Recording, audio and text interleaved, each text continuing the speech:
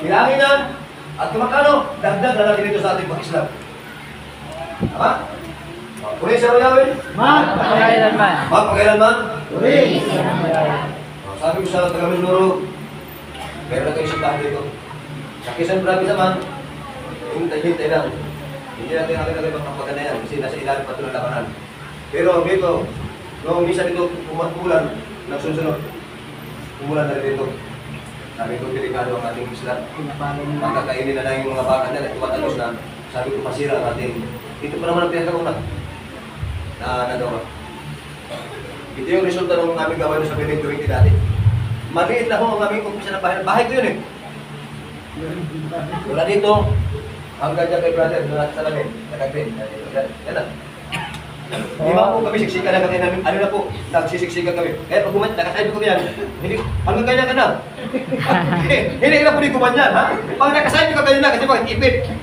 Ang lahat namin eh, ipit. Pag nakaganyan ka, huwag ka na kumanyan. Pag kumanyan ka, iba naman ang kaganyan. Diba? Hirap. Kaya sabi ng iba mga medyo may mga kaysa boy na aking in-invite. Wala hiron. Nagkakamot ako. Dahil hindi ko kayo. Hindi kayo sanay sa siksikan. Sanay kayo sa medyo comfortable pa na hayay sa iba. Medyo yung sufficient. Tapos medyo maganda, may aircon. Sa amin wala pa. Wala pa. Itong aming electric pa, nabawasan na. Kasi medyo nagkasira-sira naman. Pero sabi ko mga kapatid, ang naging resulta naman namin si Pano na ganyan kalaki, ito na. Wala pa yung siya mayawi, naging malaki na. Ito, ang tawag namin, nakabukang bibigyan ko nito muna sa Piling 20, sa Tondo. Mission impossible talaga. Dahil ang miyembro ko, mahihirap din. Ako mahirap, miyembro ko mahirap. Kami lahat mahirap. Ang hirap talaga. Totoo mo yan. Pero sabi ko, pag nasasagi na sa aming isipan ang pangalan ng Yahweh Yeshua, napapangiti naman kami. Hallelujah. Abay, binago na. Malaking kagalakan sa puso namin, nagkaroon na kami ng medyo malagod ng dating sipahan na yan, medyo nakakaginhawa na. Kasi nakakasign na kami ganyan, nakakaharap na kami yan. Eh dati, pag gumanyan ka, huwag na. Pag humiga sila na nakatihaya, huwag ka na natagilid. Sure yun, hindi ka na ulit magkakatihaya. Bakit? May titihaya na ako iba. Napakaraming siksikan ng mga kawatan doon sa bahay. Hindi ko na kalimutan mga mayawin. Sabi ko, ginagawa namin ito, itong na ito. Dahil sa inyo. Dahil kung wala ka, di namin tayo. Alam ko, may iba-iba tayong buhay sa buhay natin, tama? Sama mo, Brother Lemuel, alam ko, hindi lahat pare-pareho kalagay sa buhay, tama? Pero huwag kayo mag-alala. Sumunod ka natin ang Yahweh.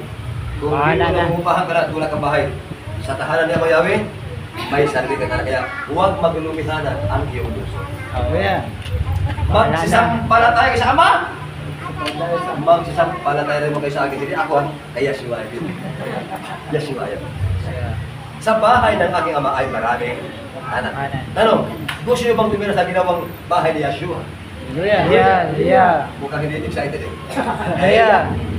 Sabi pinita rin. Gusto niyo bang tumira sa bahay ni Yeshua? Iya. Diba na? Iya. Hindi naman po na.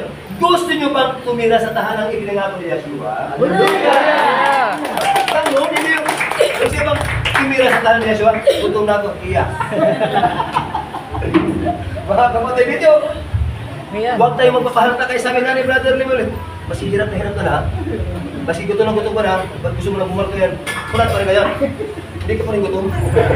Bakit? Ikaw ang pinag-uugutan ng lakas. Mas kinainato ka na gusto mong matulog, isigaw mong mata mong ganyan. Bakit? Sa paglilingkod at pagpupulit kayo mayaw, kailangan agahin. Buhay! Eh kung ikaw mahina, paano sila magdala? Paano si Sir Nalita? Ikaw, ang ilaw at salita mo. Eh, kapatid mo, matayo pa, tama. Ngayon, ikaw naging haligin na si Sister. Maging haligin na sana. Wala, di ba rin? Akala ko, alam, hindi mo alam. Eh mga kapatid, meron sa subject, kaya tayo, sama-sama. Alam nyo, lahat na lang pupunta sa Tondo, napabagong ang buhay. Hallelujah. Ito yung isang burmos, isama natin. Hindi ko lang tatagalan. Si Brother Magmut. Ay, Brother Magmut. Mormons. Nagtanong siya sa akin. O, tulad din ni Nelson. Nagbago ko niya. Hallelujah. Dati, tingin lang. Kaya naman niya siya. Pero nagtanong, yung kanyang pinaniwalang tama, naging mali na. Ayan. Ganyan ho? Pag hindi ka sumagot at nanatili ka tahimik, sino ang magbabago? Pag tiniko mo ang bibig mo at hindi mo pinugas sa kalokohanan, sinong susunod at magbabago? Para marami kayong makapagpatuloy sa pagtatayag sa pangalan ng Mayar. Tama? Kaya mga kapatid, salamat sa inyo lahat. Sa lahat na magsusunod sa kayo lahat.